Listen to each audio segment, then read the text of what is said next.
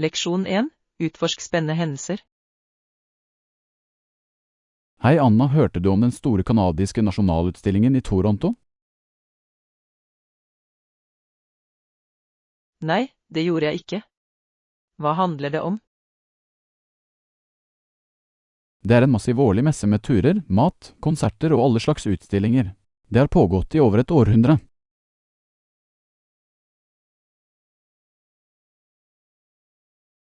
Wow, det høres veldig gøy ut. Hva slags utstillinger har de? Alle slags ting, landbruksutstillinger, teknologidemoer, kunst og håndverk, ja, navnet gitt. Det er noe for alle.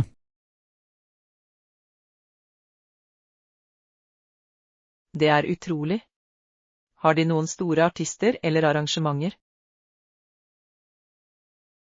Definitivt. De har vanligvis store musikalske handlinger, rivningsdebuter, fyrverkeri og mer. Det er et skikkelig skue.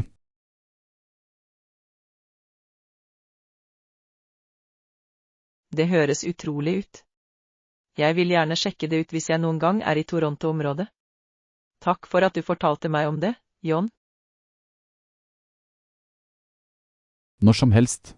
Gi meg beskjed hvis du trenger noen tips for å navigere i arrangementet når du får sjansen til å gå. Leksjon 2. Organiser rommet ditt. Hei Anna, jeg har jobbet med å omorganisere hjemmekontoret mitt i det siste. Har du noen gode tips? Absolutt. En ting jeg har funnet veldig nyttig er å bruke oppbevaringsbeholdere og bindsje for å holde ting ryddig og tilgjengelig. Det er en god idé. Jeg vil sørge for at alt har et bestemt sted slik at jeg enkelt kan finne det.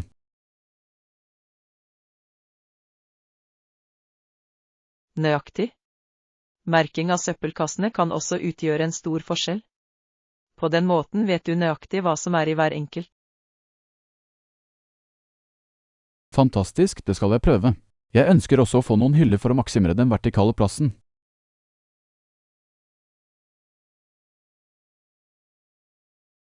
Det er perfekt. Og du kan bruke noen dekorative kurver eller brett i hyllene for å samle inn mindre gjenstander. Utmerket, det skal jeg se nærmere på. Jeg ønsker også å få en fin skrivebordsjaranger for å holde pennene, bindersene og andre rekvisita pene.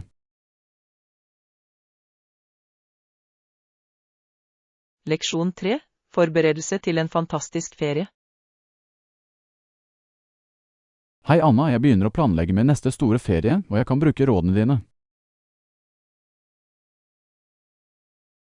Og, hvor har du tenkt å dra? Jeg deler gjerne tips jeg har. Jeg vurderer en tur til et tropisk sted, kanskje Karibia eller Hawaii. Noen anbefalinger?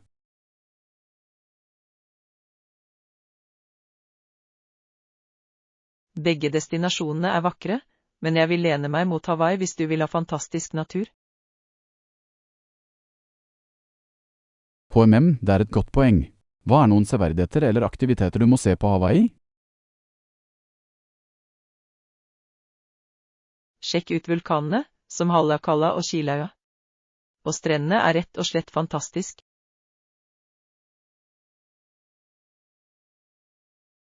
Kjempebra, det høres rett ut. Har du andre tips om ferieplanlegging til Hawaii?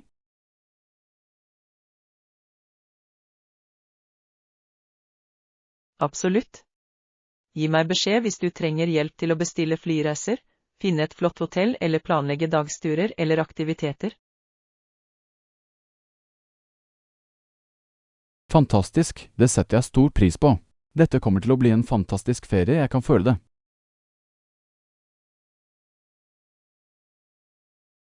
Leksjon 4. Essential Tech Vocabulary.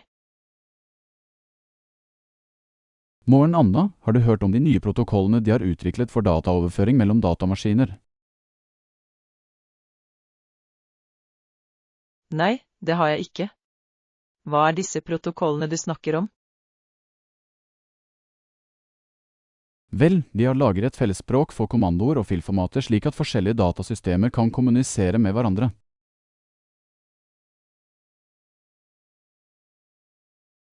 Jeg skjønner, det må gjøre det mye enklere å dele informasjon på tvers av plattformer. Hva er noen av hovedtrekkene til disse protokollene? De viktigste er standardiserte filtyper, konsistent syntaks for kommandoer og avtalte metoder for dataoverføring. Det hjelper virkelig å skape et universelt språk for datamaskiner å snakke med hverandre.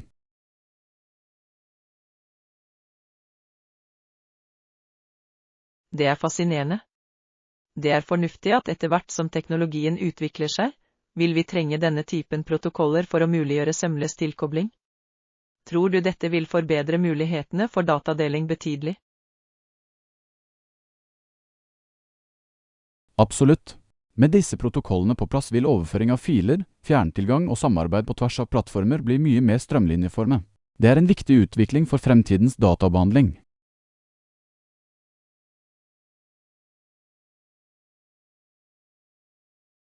Jeg er glad for å høre at teknologibransjen jobber med løsninger som dette. Det vil definitivt gjøre våre digitale liv mye enklere. Takk for at du fylte meg inn, John. Ikke noe problem i det hele tatt, deler gjerne det siste innen viktig teknisk vokabular. Gi meg beskjed hvis du har andre spørsmål.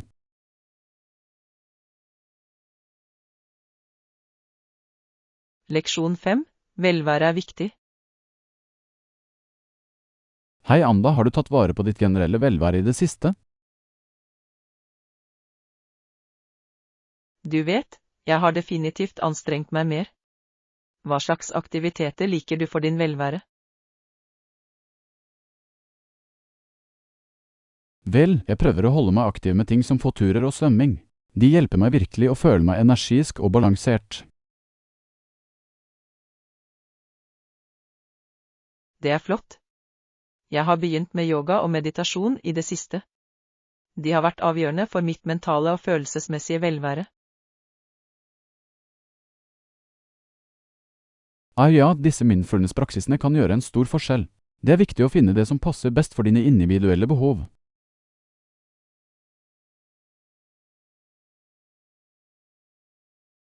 Absolutt. Og jeg har også prøvd å spise mer næringsrik mat.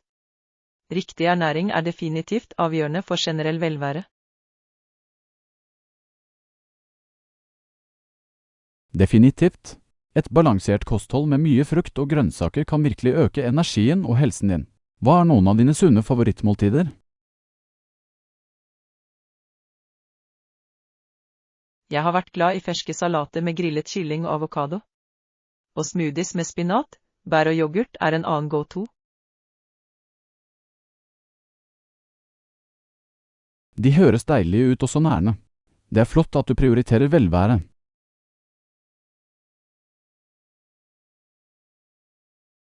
Takk, John. Det har vært en reise, men jeg føler meg så mye bedre når jeg tar godt vare på meg selv. Hva med deg, noen nye velværeaktiviteter du liker? Jeg har faktisk begynt med fjellklatring, og jeg elsker den mentale og fysiske utfordringen. Det er en veldig morsom måte å holde seg aktiv på.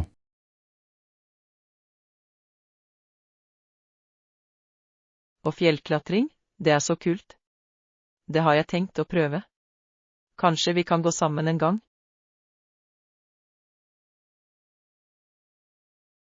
Definitivt, jeg vil gjerne vise deg tauene.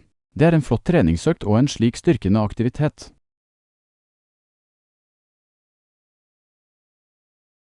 Høres ut som en plan. Jeg er spent på å prøve det med deg. Fantastisk, da er det en date. Jeg gleder meg.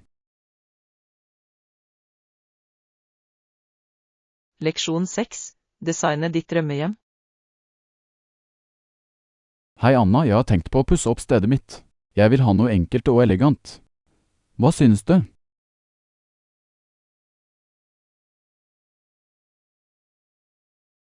Å, det er spennende. Vi har mange alternativer å vurdere. Vil du gå for et mer moderne eller tradisjonelt utseende? Jeg heller mot en mer moderne estetikk, men jeg er åpen for forslag. Hva er dine tanker?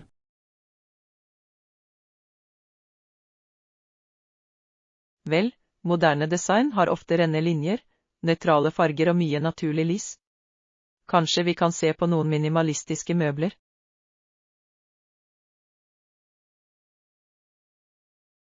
Det høres perfekt ut. Jeg vil definitivt maksimere det naturlige lyset i rommet mitt. Noen andre tips du har?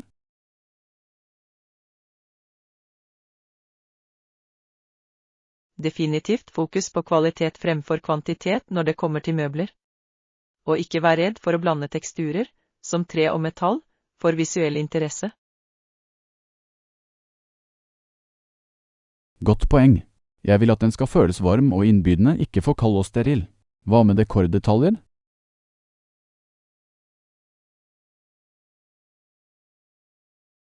Og, du kan lage noe nydelig grønt, kanskje et kunstverk og noen koselige puter. Det ville virkelig trekke det hele sammen.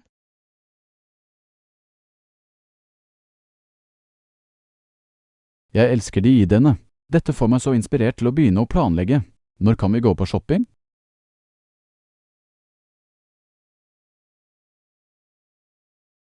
Når som helst. Jeg er ledig denne helgen hvis du vil treffe noen boligbutikker og få litt designinspo. Høres perfekt ut. Jeg er spent på å få stedet mitt til å føles friskt og opphøye. Takk for hjelpen, Anna.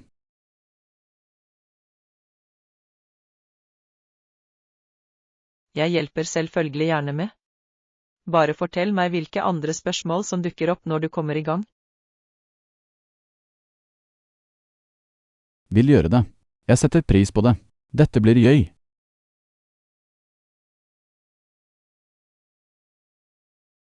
Leksjon 7. Johns Entrepreneurial Journey. God morgen, Anna. Visste du at James Ross, grunnleggeren av Toronto Electric Railway, også tjente penger som landsspekulant i det kanadiske Vesten?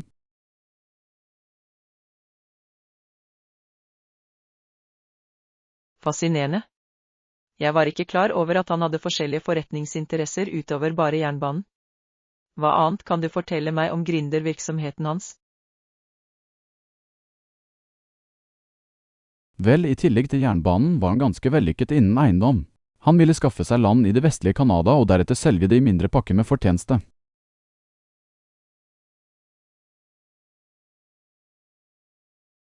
Ja, jeg skjønner. Høres ut som han hadde et godt øye for lukrative muligheter. Bidro det til å finansiere veksten av jernbanen også? Definitivt. Fortjenesten fra landhandelen hans tillot ham og kontinuerlig regnmestere i utvidelse av jernbanenettet. Det var en smart diversifiseringsstrategi.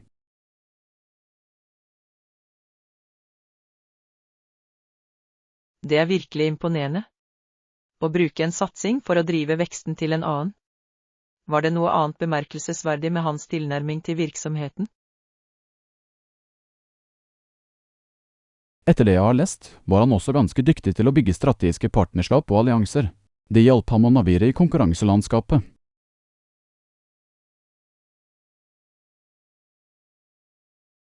Interessant. Utnytte relasjoner og samarbeid for å gi ham et forsprang. Det er utrolig hvor mange fasetterte vellykkede gründere kan være.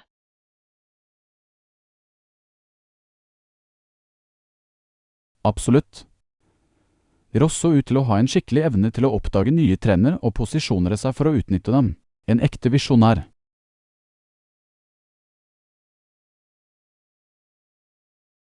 Det er inspirerende å lære om pionerer som ham som banet vei. Historiene deres tilbyr gode leksjoner for ambisiøse gründere i dag. Definitivt. Jeg syns denne typen forretningshistorie er veldig fascinerende. Gi meg ideer til hvordan jeg kan nærme meg min egen grunnreise.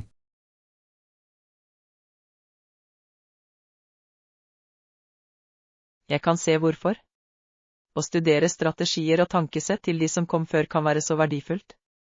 Setter pris på at du deler denne innsikten, John. Selvfølgelig gjerne. Jeg er alltid ivrig etter å diskutere forretning og entreprenørskap. Mye mer hvor det kom fra.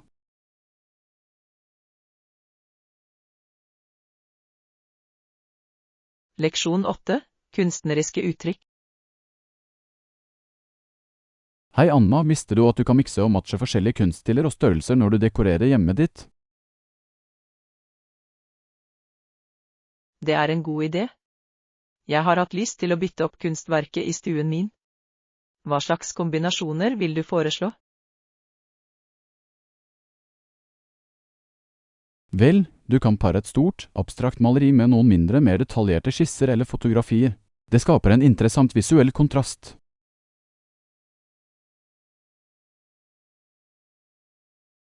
Og, det høres ut som det ville se veldig bra ut. Og jeg kunne leke med forskjellige rammestiler også, ikke sant? Absolutt. Å blande rammene kanskje noen slanke metaller med mer utsmykkede tre kan gi enda mer dybde.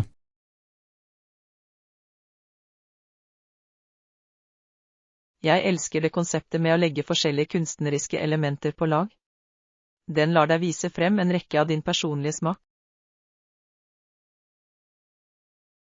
Nøyaktig. Og det holder plassen frisk og visuelt stimulerende. Du vil ikke at alt skal passe for perfekt.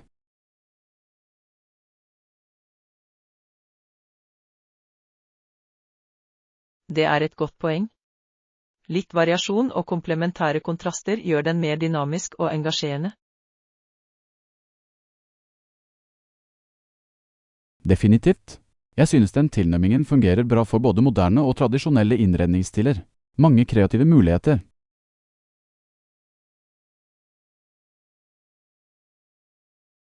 Fantastisk, dette gir meg god inspirasjon å jobbe med. Takk for at du deler disse interiørtipsene, John. Selvfølgelig hjelper jeg gjerne til med noen ideer. Gleder meg til å se hvilken kreativ gallerivegg du har satt sammen.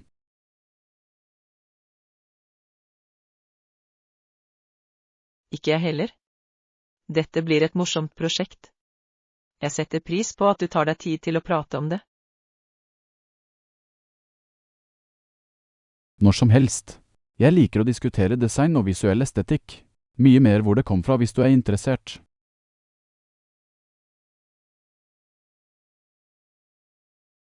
Leksjon 9. Den amerikanske tilstedeværelsen på Hawaii. God morgen, Anna. Visste du at det amerikanske skip begynte å besøke Hawaii regelmessig, og sjømennene brakte med seg sykdommer øyboerne aldri hadde vært borti før?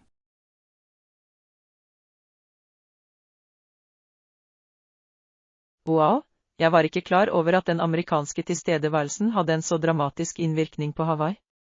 Hva annet kan du fortelle meg om denne historien? Vel, amerikanerne fikk etter hvert mer kontroll over øyene. De startet store gårder kalt plantasjer og dyrket avlinger som sukkerrør.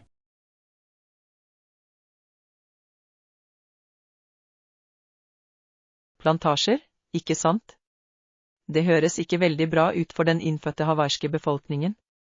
Jeg ser for meg at det forstyrret livsstilen deres. Absolutt. Den amerikanske innflytelsen forvandlet gradvis det økonomiske og sosiale stoffet på Hawaii. Det var en kompleks og utfordrende periode.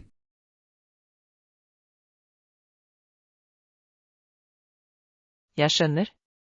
Så ankomsten av de amerikanske skipene og nybyggerne endret virkelig hele landskapet, både bokstavelig og billedlig. Ja, det kan du si. Det var et stort vendepunkt i Hawaiis historie, et som hadde dype og varige effekter.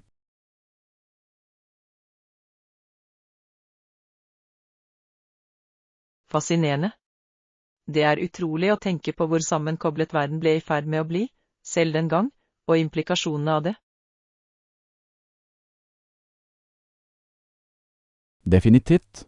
Global handel og utforskning begynte virkelig å forme lokale kulturer på betydelige måter. Det er en viktig leksjon i historien.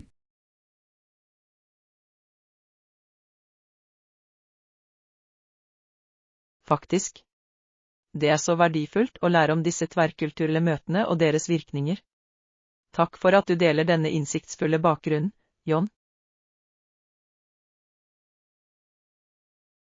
Jeg er selvfølgelig alltid glad i å diskutere historie og geopolitikk. Mye mer hvor det kom fra hvis du er interessert.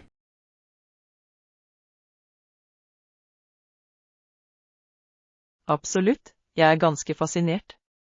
Det er så mye å pakke ut når det kommer til de komplekse relasjonene mellom nasjoner og folk.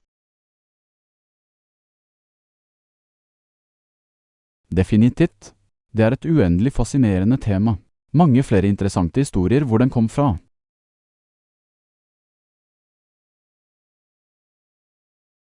Leksjon 10. Viktige øvelser. Hei Anna, har du holdt tritt med treningsregimet ditt i det siste? Absolutt. Jeg har blandet det sammen med forskjellige treningsmaskiner for å jobbe med min kardiovaskulære kondisjon. Det er flott å høre. Hva slags utstyr har du brukt? Vel, jeg har vekslet mellom tredemølle, ellipsesykkel og stasjonær sykkel. De retter seg virkelig mot forskjellige muskelgrupper. Glimrende. Disse er alle fantastiske alternativer for å bygge utholdenhet og styrke hjertet ditt. Definitivt. Og jeg har også lagt merke til noen andre fordeler, som forbedret fleksibilitet og holdning. Det er fantastisk. Crosstrening som det er så viktig for generell kondisjon og velvære.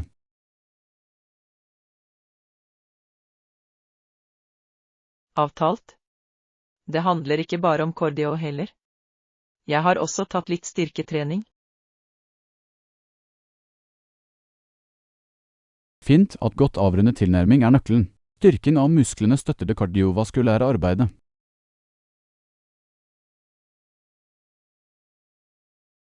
Nøyaktig.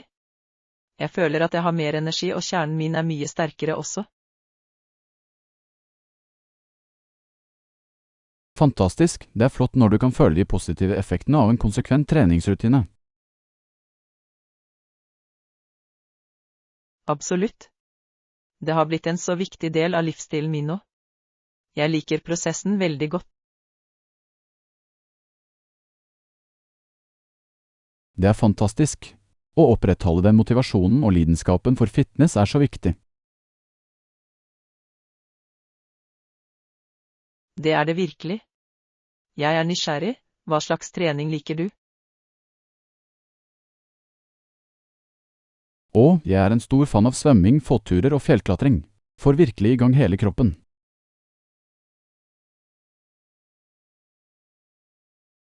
Å, de høres veldig gøy ut. Jeg må prøve å inkludere noen nye aktiviteter også.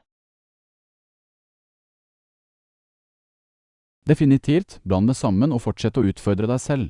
Det er den beste måten å se fortsatt fremgang på. Fantastiske råd. Jeg setter pris på at du deler treningsekspertisen din, John. Glad for å hjelpe. Å holde seg aktiv og sunn er så viktig. Gi meg beskjed hvis du trenger andre tips.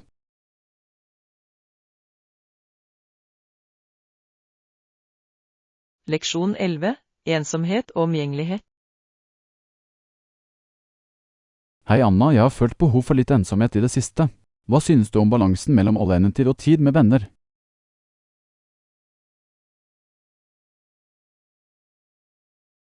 Det er et interessant tema, John. Jeg er enig i at det å ha litt ensomhet kan være veldig gjenopprettende, men jeg elsker også å tilbringe kvalitetstid med venner. Absolutt. Det er definitivt en tid og et sted for begge. Ensomhet lar oss lade opp og reflektere, men sosial tilknytning er også så viktig.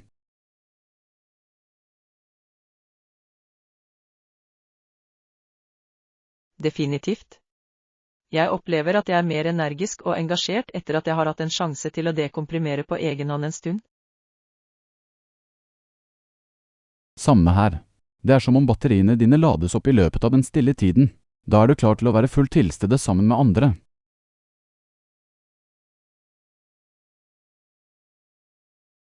Nøyaktig. Og det er fint å kunne dele erfaringer og ideer med nære venner. Å dele oppturer og nedturer kan være så meningsfullt.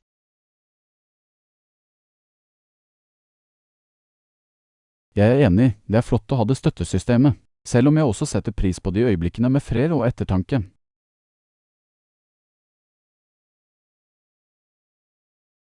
Totalt sett er det verdi i begge. Noen ganger er det fint å bare være med våre egne tanker, men andre ganger er det å le med venner den beste medisinen. Godt sagt. Å finne den rette balansen er nøkkelen. Vi ønsker ikke å bli totalt isolert, men vi må også få tid til oss selv.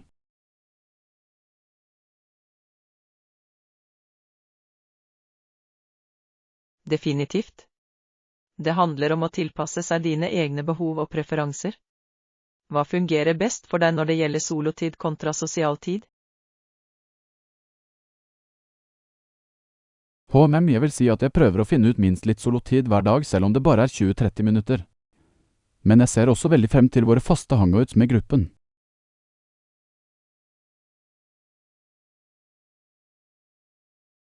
Det høres ut som en flott tilnærming. Litt av begge deler for å holde deg balansert og oppfylt. Jeg er lik i den forbindelse. Fantastisk, det er flott å være på samme side. Å opprettholde denne likevekten er så viktig for vår generelle velvære.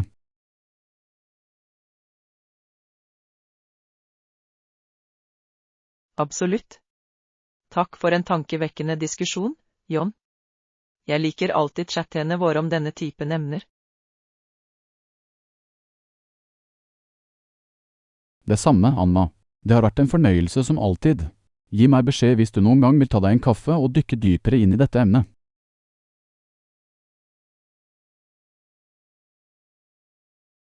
Leksjon 12. Game Changers. Hei Anna, har du hørt om de nye engelskkursene de nettopp har begynt å tilby? Jeg tror de virkelig er en gammel sjanger.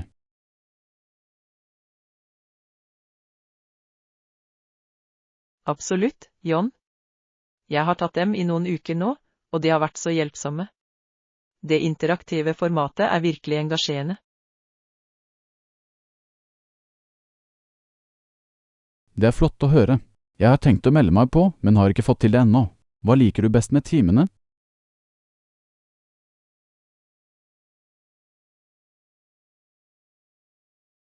Vel, leksjonene er bare så interessante og relevante. Instruktørene gjør en fantastisk jobb med å gjøre innholdet morsomt og tilgjengelig. Ja, det er kjempebra. Jeg ser for meg at det gjør det mye morsommere å lære et nytt språk enn tradisjonelle metoder.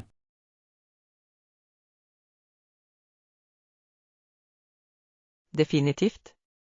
Og de små klassestørrelsene gir mulighet for mye trening i å snakke med de andre elevene. Det øker virkelig selvtilliten min. Utmerket, den praktiske erfaringen må være uvurderlig. Jeg er solgt jeg kommer til å melde meg på så fort jeg kan.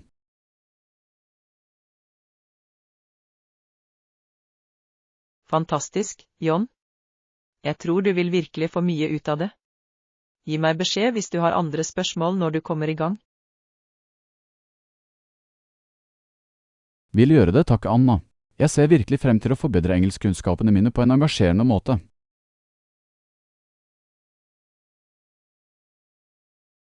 Leksjon 13. Offentlig transport. God morgen, Anna. Jeg har et raskt spørsmål til deg. Hvor effektive er de offentlige bussene i denne byen?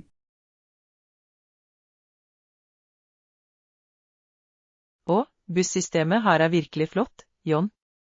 Det er en av de beste måtene å komme seg rundt i byen på. Godt å vite. Jeg vurderer å stole på bussen i stedet for å kjøre bil. Er rutene og rutetabellene pålitelige?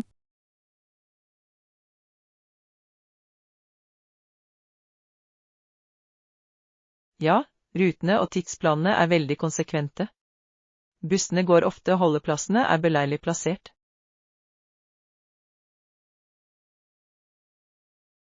Fantastisk, det høres perfekt ut. Jeg hater å håndtere trafikk og parkering, så bussene kan være en reell tidsbesparelse.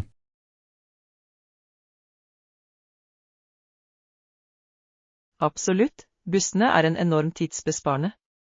I tillegg trenger du ikke å bekymre deg for hodepine ved å kjøre bil. Utmerket, da skal jeg definitivt prøve kollektivtransporten. Takk for nyttig informasjon, Anna.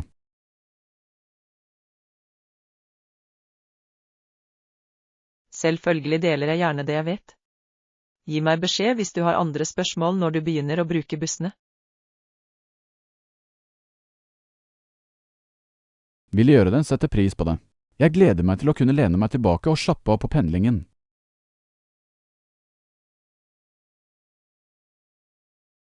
Leksjon 14.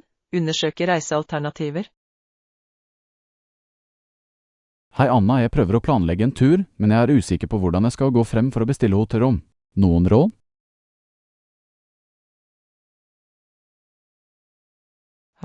Vel, det første jeg vil foreslå er å lese gjennom anmeldelser fra andre reisende før du tar en avgjørelse. Godt poeng, jeg ønsker definitivt å få en følelse av hvordan forskjellige hoteller er. Noen andre tips? Absolutt. Jeg vil også anbefale å sammenligne priser på tvers av flere bestillingssider for å finne det beste tilbudet. Ja, det gir mening. Må shoppe rundt for å få mest mulig igjen for pengene.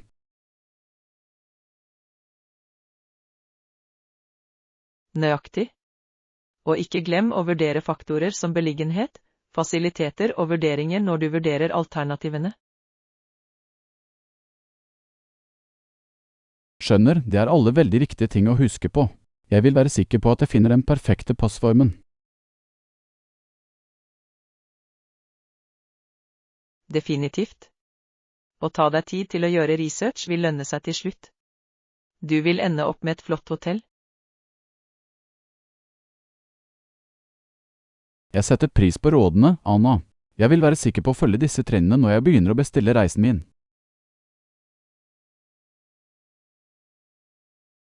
Fantastisk, jeg er glad jeg kunne hjelpe.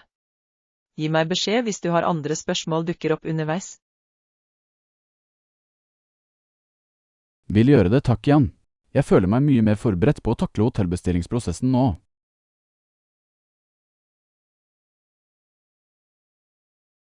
Leksjon 15. Bygging og håndverk. Hei Anna, jeg har gjort noen DIY-prosjekter rundt om i huset i det siste. Hva er din favorittell med å bygge eller lage?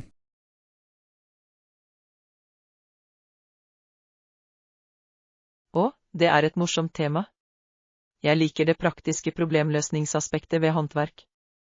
Det er så tilfredsstillende å gjøre en idé om til en håndgripelig skapelse. Jeg er enig, det er noe veldig givende med den prosessen. Og det er veldig kult å se prosjektet komme sammen trinn for trinn.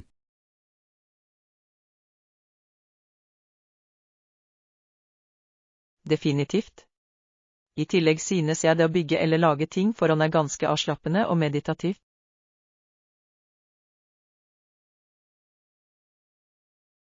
Og ja, fokuset og konsentrasjonen som kreves hjelper den å holde seg solid og godt konstruert, ikke sant? Nøyaktig. Det lar meg virkelig tune ut distraksjoner og bare være til stede i øyeblikket. Hva med deg, John? Hva liker du best?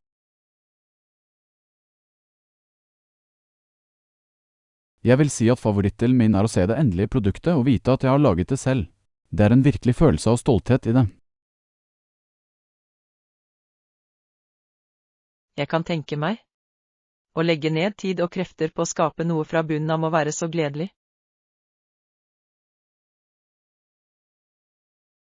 Det er det virkelig. Og kreativiteten involvert er bare energigivende. Jeg elsker å kunne tilpasse prosjektene mine.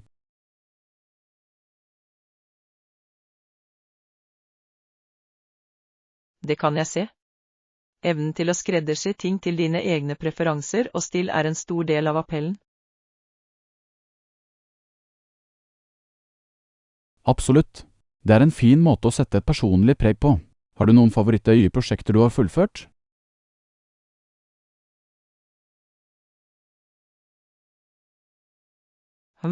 Jeg må si at min spesiallagde bokhylle er en av mine stolteste kreasjoner. Prosessen med å designe og bygge den var så gøy. Bra, det høres ut som et veldig givende prosjekt. Jeg kan bare forestille meg hvor fint det må se ut hjemme hos deg.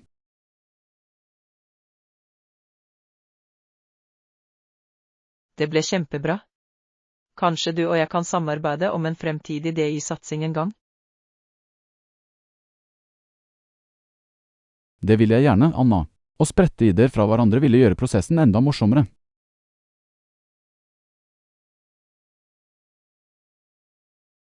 Leksjon 16. Friluftseventyr. Hei Anna, jeg tenkte å gå en tur denne helgen. Vil du bli med meg?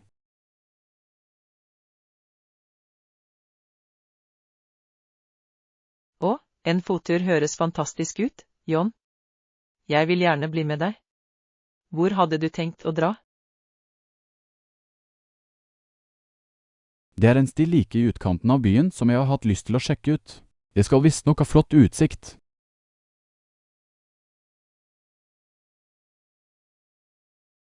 Perfekt, det høres rett ut.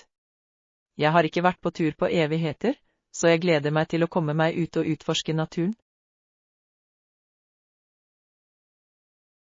Fantastisk, jeg er glad du er om bord. Det vil være deilig å få litt frisk luft og trene etter å ha vært inne.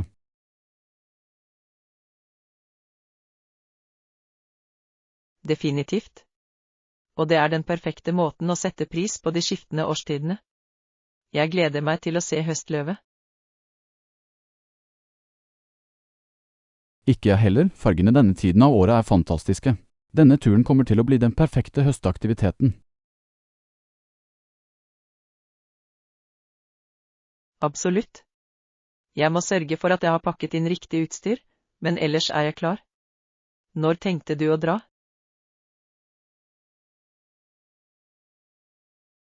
Hva med lørdag morgen? Det burde gi oss god tid til å fullføre stien og nyte naturen.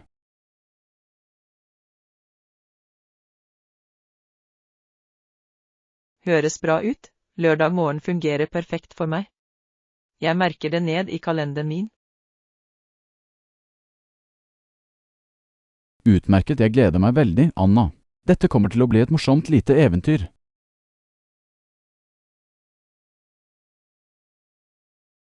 Leksjon 17. Finne inspirasjon. God morgen, Anna. Jeg beundret det siste kunstverket ditt her om dagen, det er så kreativt og unikt.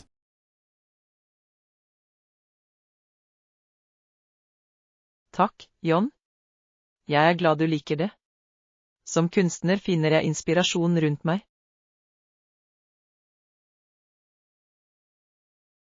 Det er veldig interessant. Hvor henter du vanligvis inspirasjonen din fra?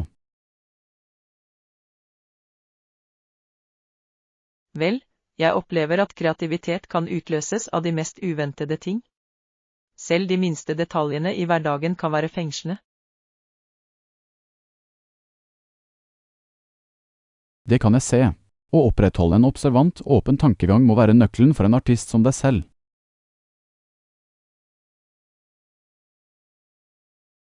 Definitivt. Det handler om å virkelig ta deg tid til å sette pris på verden rundt deg. Fargene, formene, teksturene, de er alle potensielle inspirasjonskilder. Det gir mye mening. Det minner meg om hvordan noen av de største artistene gjennom historien har funnet skjønnhet i det dagligdagse.